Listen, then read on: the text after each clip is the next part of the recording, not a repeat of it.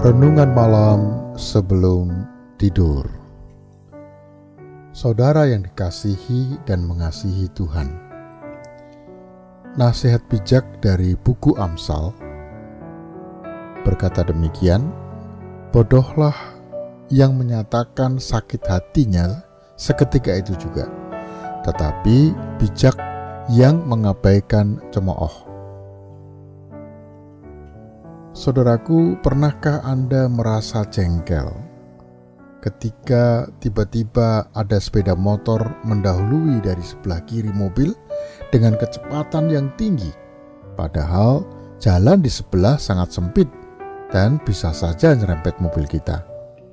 Atau jengkel melihat orang yang suka menunda-nunda waktu, akhirnya telat menyerahkan atau menyelesaikan tugas dengan berbagai macam alasan.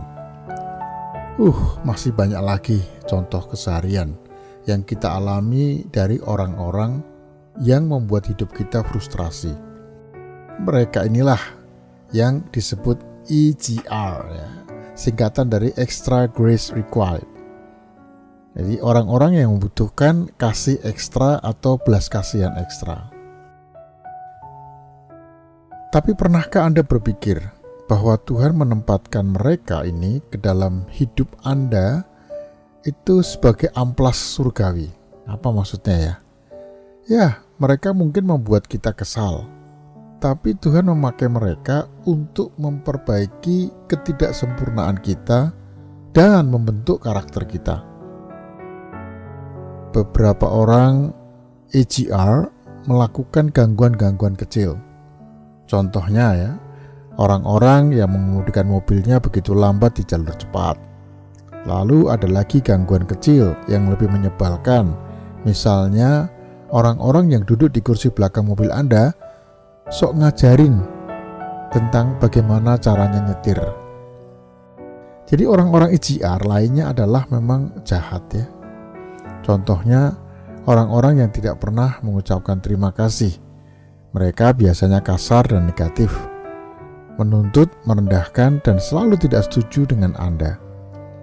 Anda tak akan pernah bisa membuat mereka senang.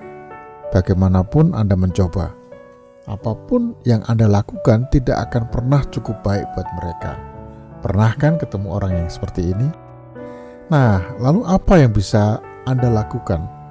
Yang bisa kita lakukan dengan orang-orang yang seperti ini?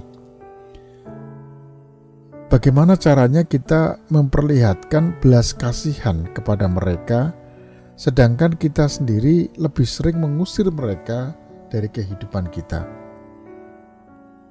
Abaikan tingkah laku mereka. Ketika Anda berurusan dengan orang-orang yang ofensif dan menjengkelkan, Anda perlu mengabaikan perilaku mereka dan melihat luka, melihat luka di baliknya, luka batin maksudnya ya. Ketika orang menyakiti orang lain, biasanya itu karena mereka juga tersakiti di dalam. Nah, orang yang tersakiti biasanya juga dia akan menyakiti orang lain. Mereka penuh dengan rasa takut dan cemas.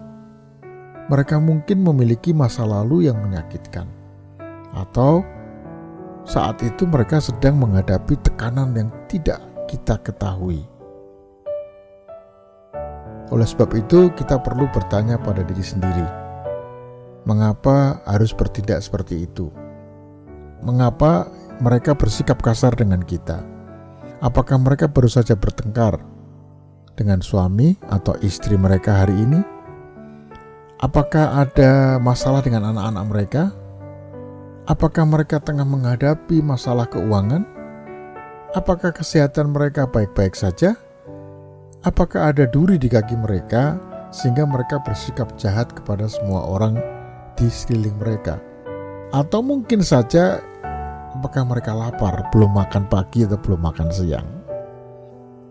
Saudaraku, abaikan perilaku mereka dan lihatlah luka mereka.